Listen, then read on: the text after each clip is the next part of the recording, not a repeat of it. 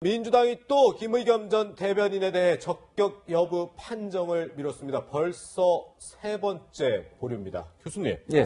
아니 뭐 적격이다, 부적격이다. 좀 결정할 때가 되지 않았나요? 왜 이렇게 결정을 못 하는 거죠? 그러니까요. 근데 저는 저 사인 자체가 사실은 스스로 좀 정리해 주길 바라는 마음이 아닐까 하는 생각은 들어요. 예. 그러니까 검증위원회에서도 사실은 이제 좀 부담스러울 수 있겠죠. 네. 왜냐면 본인은 계속 출마를 만약에 고집하고 있다고 하면. 그러나 이것이 단순히 그냥 예를 들어서 검증위 자체에서 봤을 때 여러 가지 사회적으로 미칠 영향을 보지 않겠습니까? 총선 전체 판도에서 이 김의겸 전 대변인의 이런 모습이 어떻게 보여질지. 네. 이게 정말 법적으로 문제가 없다 할지라도 사실은 부동산 문제라든 이런 문제가 엄청나게 비난을 받을 수 있는 요소거든요. 네. 그러면 한 분 때문에 전체 판도에 영향을 미치는 것도 검증위는 고려할 수밖에 없다고 저는 봐요. 예. 그래서 상당히 조심스럽게 접근할 수밖에 없고 세 번 정도 미루고 이렇게 다시 또 자료를 내라 이렇게 요구하는 것은 제가 볼 때는 스스로 물러나주길 바라는 부분이라는 생각이 들고 김의겸 전 대변인이 저는 어떤 형태로든 결단하셔야 한다고 봅니다. 그리고 만약에 그래도 김의겸 전 의원이 어떤 형태로든 출마를 계속하겠다고 대변인이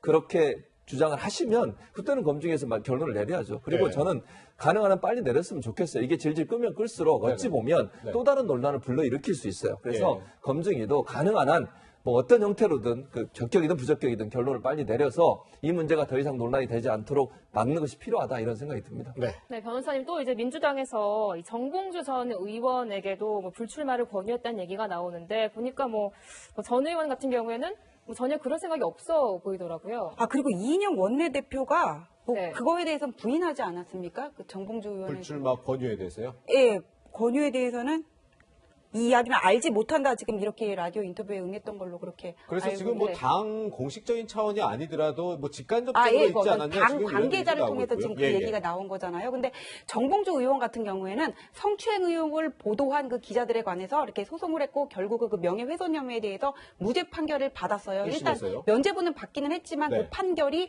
확정된 거는 아니고 그리고 좀 당으로서도 부담스러운 게 문제가 뭐냐면은 이분이 금태섭 의원의 지역구에 나가려 그런단 말이에요. 서울 강서갑이요. 예, 강서갑이요. 근데 금태섭 의원 같은 경우에는 지난 공수처 폐지나 뭐 검경 수사권 교정하고 당론하고는 좀 다른 입장을 냈거든요. 근데 만약에 여기에 대해서 적격 판정을 하면은 결국 당론하고 따르지 않은 사람에 대한 뭐 친문 중심의 당을 구축하기 위한 천액이 아니냐 이런 비판에 또 휩싸일 수밖에 없기 때문에 당으로서는 사실 이게 되게 곤혹스러운 입장일 것 같습니다. 근데 이런 거에 대해서는 빨리 얘기를 안 하고 빨리 결론을 안 내리고 질질 끌면은 진중권 교수가 오늘 그러시던데요. 이렇게 분위기 보니 슬쩍 김의겸은 뭐 나갈 것 같다 그렇게 얘기를 하시던데 계속 이렇게 논란만 키우면은 이게 그 총선까지 민주당이 어떤 표 떨어지는데 기여를 할 수가 있거든요. 이런 잡음도 지금 뭐 민주당의 2호 인재 영입도 어제 좀 문제가 있었지 않습니까? 그래서 이런 거는 좀 빨리 깔끔하게 쳐내고 정리를 하는 게 필요할 것 같습니다.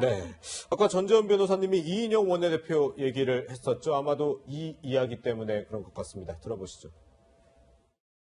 저로서는 알 수 없는 얘기입니다. 우리 당의 어떤 그 공식적인 기구에서 또 공식적인 위치를 가진 분이 그런 의사를 전달했는지는 저는 알지 못합니다.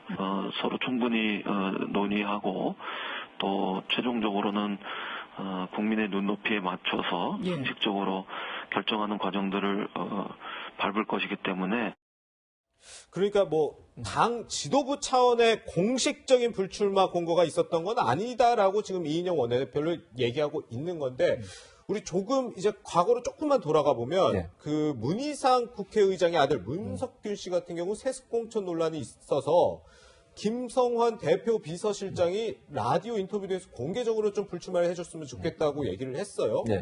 이 두 분하고 문석균 씨하고는 좀 상황이 다르다고 봐야 되는 건가요? 그러니까 뭐 상황이 다르다기보다 이제 이런 것 같아요. 제가 볼 때는 그러니까 김성환 전 문희상 전 의장 그러니까 김성환 비서실장이죠. 대표 비서실장이 만나서 얘기했던 건 이런 것 같아요. 우려를 전달한 것 같아요. 그러니까 지금 현재 당이 이런 상황에서 뭐 어쨌든 문석균 씨 자체가 문제가 있다고 저는 개인적으로 보진 않습니다. 그러나 이제 아버지가 했던 지역구에서 또 다시 나와서 국회의원을 하겠다고 하는 것이 우리 사회에서 보여지는 여러 가지 이제 청년들의 불만이나 아니면 비판을 받을 수 있는 요소로 작용할 수 있다는 우려를 전달한 것 같아요. 그걸 이제 문 의장이나 아니면 문석균 씨가 받아들여 스스로 이제 사퇴를 한 거 아니겠습니까?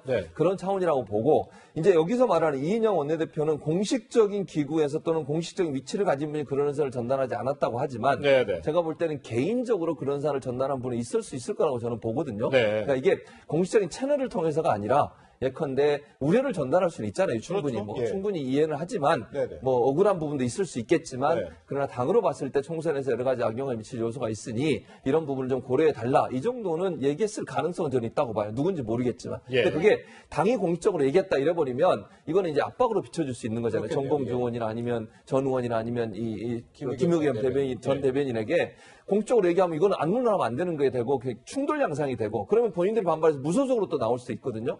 그러면 이게 이제 표가 나눠지는 그런 효과까지 나올 수 있기 때문에 가능한 한 이게 감정이 상하지 않는 범위 내에서 정리가 되기를 바라는 마음으로 비선이라는 표현보다는 개인적으로 그런 걸 전달한 분은 충분히 있었을 걸로 보여집니다. 네.